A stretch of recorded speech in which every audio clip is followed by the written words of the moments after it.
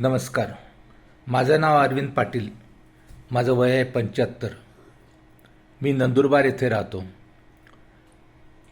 जवळजवळ 15 वर्षापूर्वी मला गुडघ्याचा त्रास सुरू व्हायला लागला, म्हणून मी पुण्यामध्ये जहांगीर आणि अपोलो हॉस्पिटलमध्ये दाखवलं.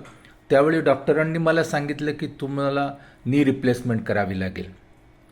आणि जहांगीर हॉस्पिटलमधल्या डॉक्टरांनी ते सांगितलं मस्ट आहे.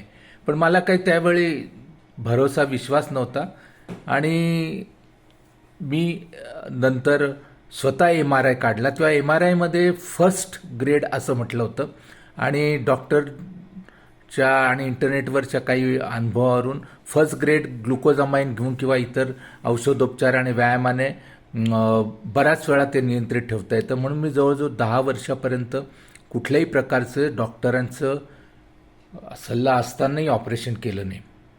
पण 2021-22मध्ये कोरोना काळात कुठं फिरता येत नव्हतं, करता येत नव्हतं, त्यामुळे माझी परिस्थिती जरा बिकट झाली.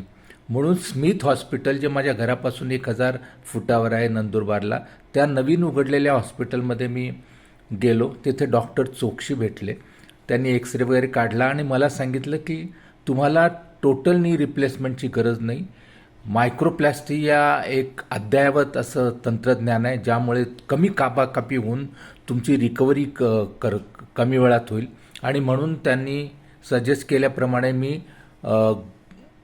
एका पायाची उजव्या पायाची पहिल्यांदा मायक्रोप्लास्टी 2021मध्ये केली आणि त्यानंतर दुसऱ्या पायाची 1 वर्षानंतर केली. आणि दुसऱ्या पायाची ऑपरेशन करताना मला डॉक्टरांना मी सांगितलं होतं की मला कॅथेटरचा त्रास होतो पहिल्या अनुभवावरून, मग त्याने दुसऱ्या वेळी कॅथेटर लावली नाही. आणि तसंच मला ICUमध्येही शस्त्रक्रियेनंतर पाठवलं नाही आणि शस्त्रक्रिया झाल्याबरोबर हॉस्पिटलच्या रूममध्ये पाठवलं. आणि नंतर 5 तासांमध्ये मी कोणत्याही प्रकारचा आधार न घेता 30 पावलं चालू शकलो. आणि त्यानंतर माझी रिकव्हरी फास्ट झाली. मायक्रोप्लास्टी हे असं तंत्र आहे की ज्यामुळे तुम्हाला रिकव्हरी कमी होते आणि जेवढा भाग गुडघ्याचा खराब झालेला आहे तेवढाच भाग बदलता येतो.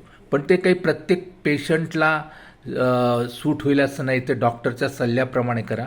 आणि मायक्रोप्लास्टीचे डॉक्टर खूप कमी आहे. म्हणून तुमचा जर गुडघा दुखत असेल तर सर्वप्रथम तुम्ही हे पहा की आपली मायक्रोप्लास्टी करता येते का.